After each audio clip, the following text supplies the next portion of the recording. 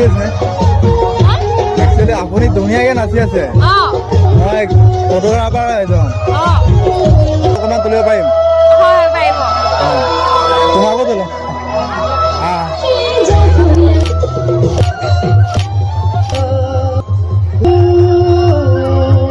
তোমালোকৰ নাম জানিব পাৰিম